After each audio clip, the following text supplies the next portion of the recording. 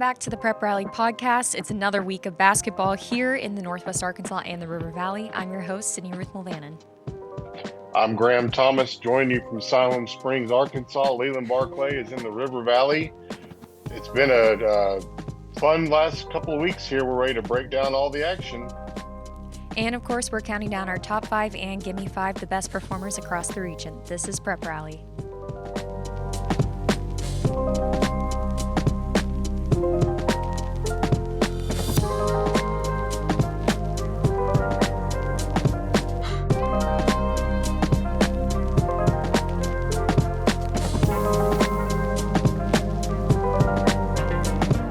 Back to Prep Rally. Let's get into some games from this past week, you guys.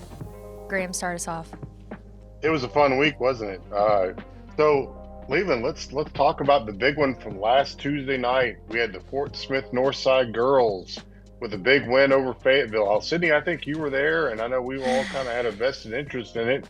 I mean, Northside coming from behind to grab a huge win over Fayetteville. Yeah, but I mean, their defense was just something else. Fayetteville had control of that game until the fourth quarter. But it always comes down to defense, even in basketball, it seems.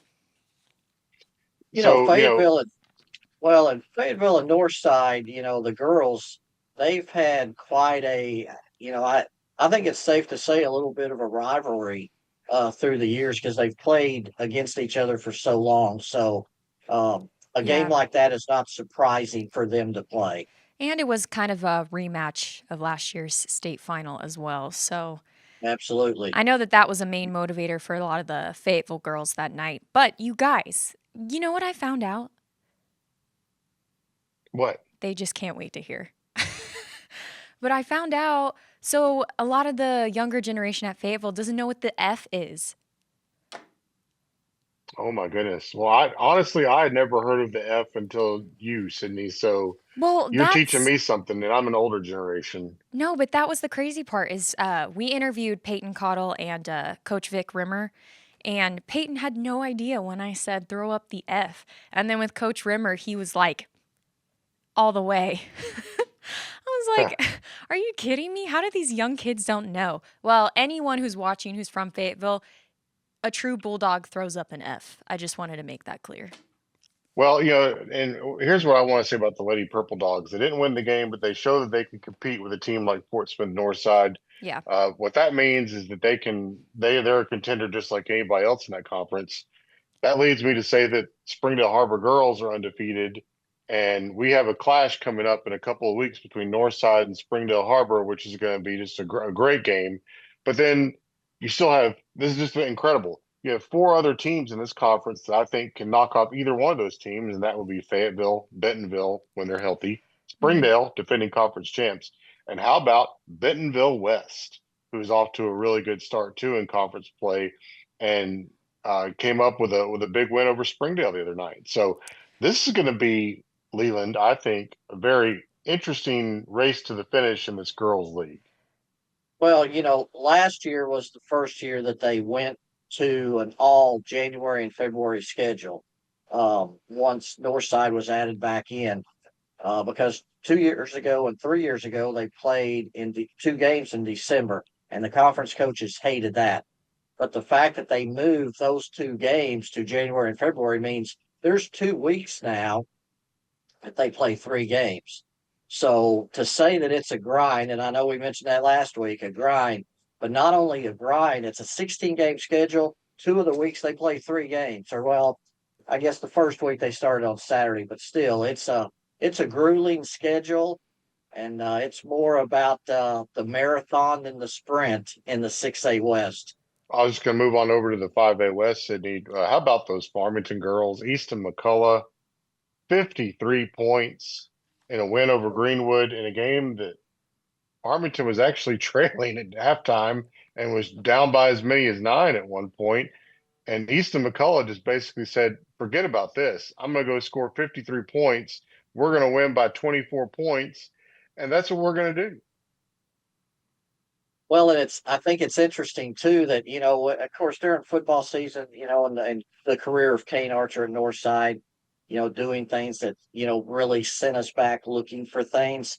Easton McCullough is doing the same thing as just a sophomore in basketball. She has, she scored 56 points in a tournament game earlier this year. She scored 53 in a conference game, Friday night. So she is allowing us or forcing us to go back and look at some things and say, wow, when was the last time this was done? And that was the most points scored by a conference player, a conference girl, since Laura Davidson in 2009 scored 58 points for Greenwood. That was in an overtime game. Easton McCullough scored 53 points in 4 quarters. So it's going to be fun watching her the rest of this season, and also her career. Well, Hey Sid, I'm feeling like a prep rally road trip over there in Farmington for you guys. well, earlier before you moved on to the 5A, I was going to mention that in the 6A, we filmed a prep rally road trip with the Fayetteville girls against Northside, and that's coming out this week. So make sure you stay tuned. And in a few weeks, we got a showdown with Farmington as well for a prep rally road trip. So stay tuned for all those road trips coming out. It's been pretty exciting. We have one out already with the Har-Ber boys.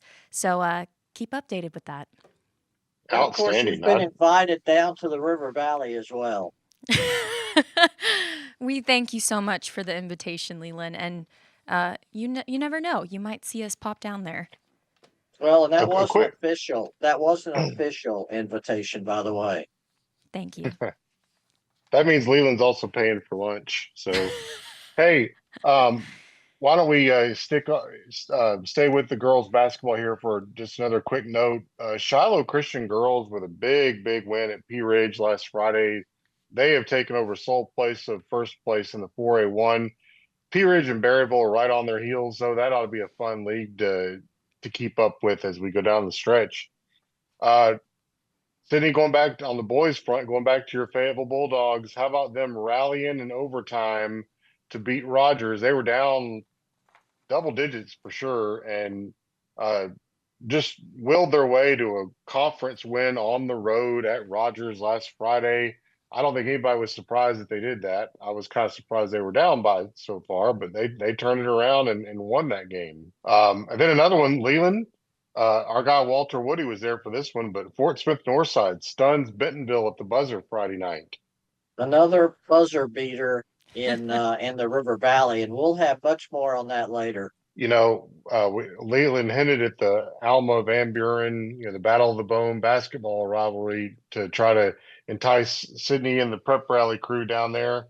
But those Van Buren boys keep winning, and they keep, finding ways to win either, in an overtime setting or just by grinding it out or just being really good. I'd like to hear more about what the Pointers are doing down there. Well, the 2 wins last week, went into overtime and had to beat Russellville on Tuesday, 74-59 in overtime. Got hot from the 3-point stripe. And after that rally on Tuesday night, Friday night had Mountain Home coming to town, 2 undefeated teams, and Van Buren really controlled the first 3 quarters. And then Mountain Home scored 20 points in the 4th quarter. And get this, they had 4 3-point plays, not 3-pointers, but 4 3-point plays just in the 4th quarter. So they scored and then hit the free throw 4 times to get with it back, claw back within 50-41 with about almost 3 minutes left in the game. Van Buren hung on and won 58-45 to stay undefeated and set up a big week. That was a big week for Van Buren last week because both of those games were at home. And like Coach Autry, Brad Autry talked about after that game, you got to protect your house in the 5A West in any conference, really.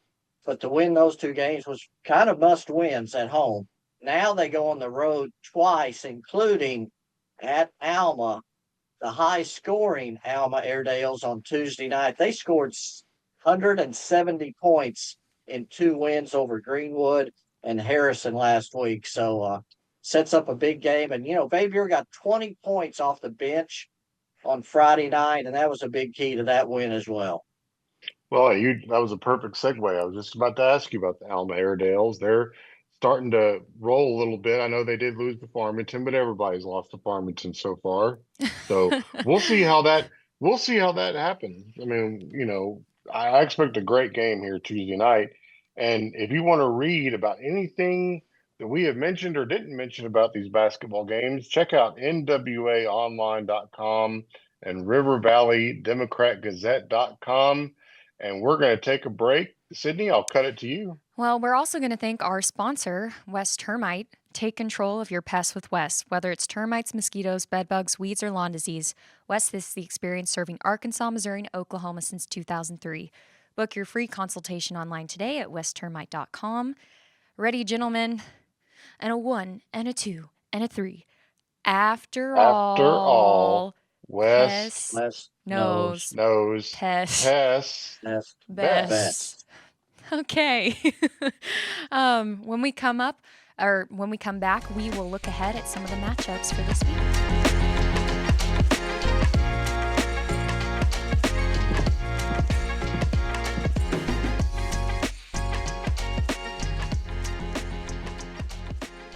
Welcome back to Prep Rally. Let's look ahead, you guys, to some of the matches this week, starting with Bentonville West at Fayetteville.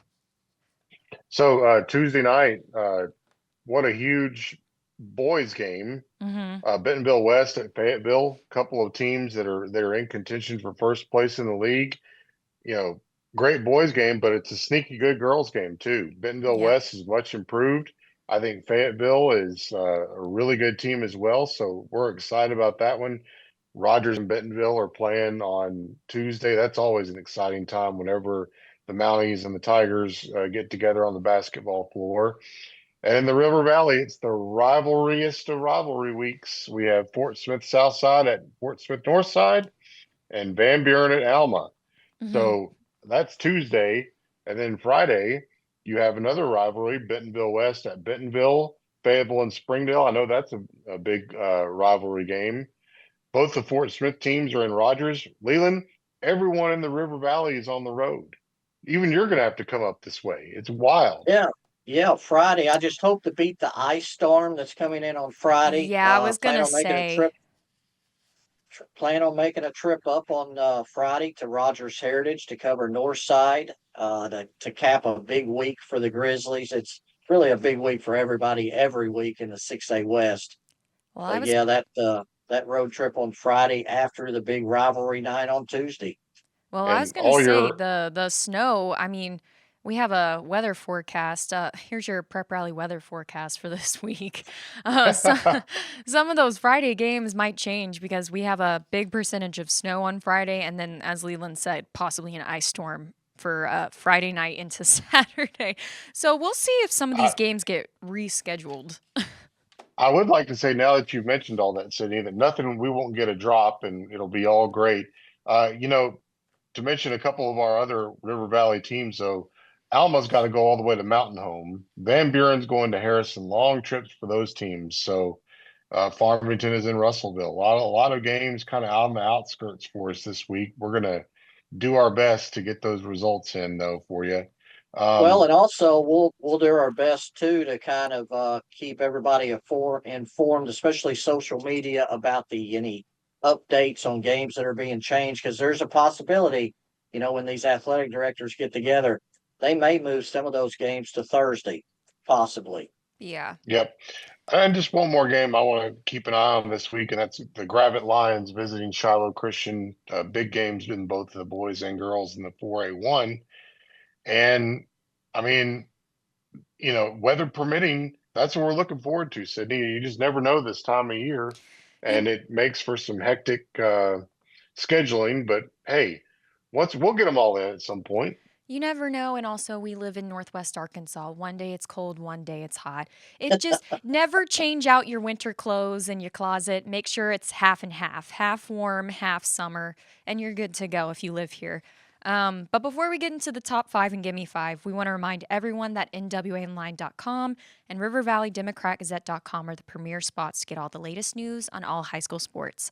Subscribe to our newsletter to get the top stories every single week. And additionally, you can follow us on Instagram, Facebook, and TikTok at Prep Rally Sports, where we share some fun interviews and all the stuff, including our Prep Rally road trips for this basketball season. So let's take it away with the Gimme 5, Leland. I'm Brody Myers. I'm from Van Buren, Arkansas, and this is River Valley Gimme 5. These are the top 5 performances in the River Valley from the last week. Number 5, we start with what we like to call a stat stuffer. Lee Miller of Subiaco Academy last week in a 62-28 win over Cedarville.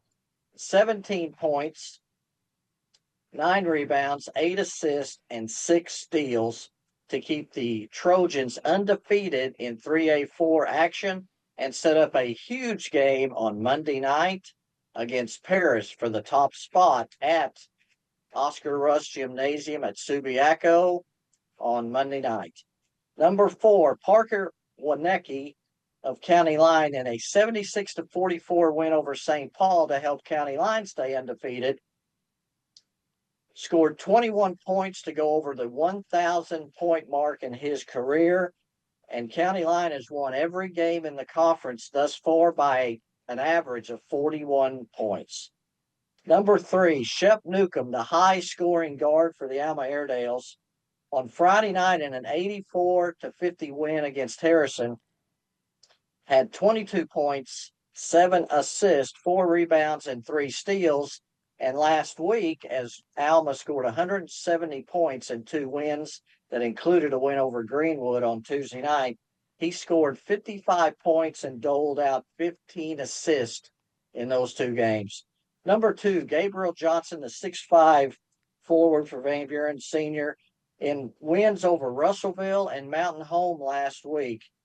He combined for 33 points and 37 rebounds. He ended up, after going back and looking at the stats and everything, he finished with 18 rebounds on Tuesday against Russellville and finished with 19 rebounds on Friday night against Mountain Home. And then, of course, number 1, our River Valley Democrat-Gazette Players of the Week. Number 1, Kaylee Ward from Mansfield led her team, to the Lady Tigers, to 3 wins last week, with a win over Boonville on Monday in a makeup game, a win over Charleston for first place on Wednesday, and then another game against Boonville on Friday night. She combined to score 73 points and yank down 33 rebounds in those 3 wins. And she has now scored 1,699 points in her career and is the school's all-time leading scorer already, with lots of basketball left to play. And then, of course, our boys player of the week, Javen Bullock, on Friday night, with Northside down 1 point after hitting 2 free throws.